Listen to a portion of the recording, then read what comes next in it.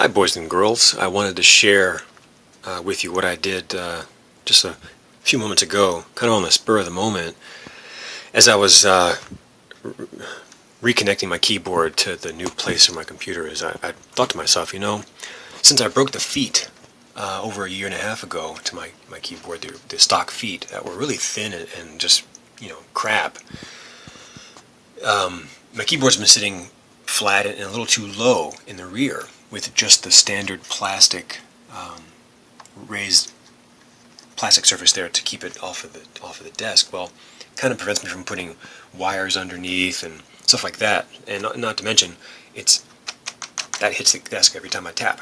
It taps the desk. You can hear it. And yeah. So anyway, I thought about raising the rear, and I looked around my place and said, what can I use? I need some foam.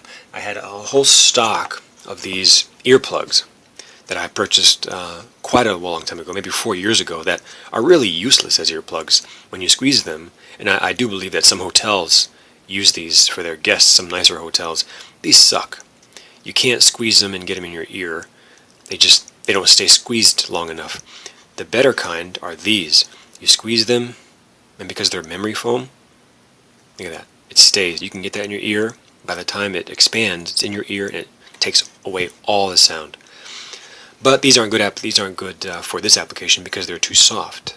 But these firm orange ones are perfect. So what I did was I took them and cut them in half.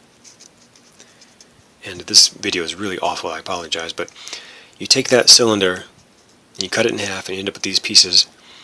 And then I simply place them one into the nook there, it's half into the nook. In the rear, I put a whole one into this little nook where the foot used to go, just to raise it up, and because the hole is so deep, and a half one there just to keep the middle a little secure. So with this pattern, I get a really nice secure footprint for the keyboard, and all I did was use a hot glue gun to attach them to the plastic. Clean the plastic a little bit before you apply the glue. Not that glue isn't strong enough. I mean, it goes through anything. I burned myself yesterday, and thought I was pulling off some glue from my arm, and it was pulling skin. Oh well. All things heal. So now when I type,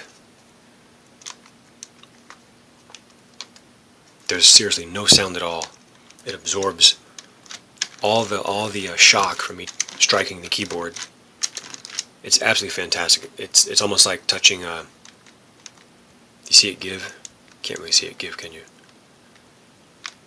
But it really absorbs the shock of striking. It doesn't transfer any rapping sound or tapping sound to the desk. That's perfect. Now as far as this one goes, it already has good rubber feet, and what I did back there, see that felt pad? That's actually a Velcro pad that I applied there because I had it attached to my old desk. So that kind of absorbs some of the sound. It still has its rubber feet all the way around.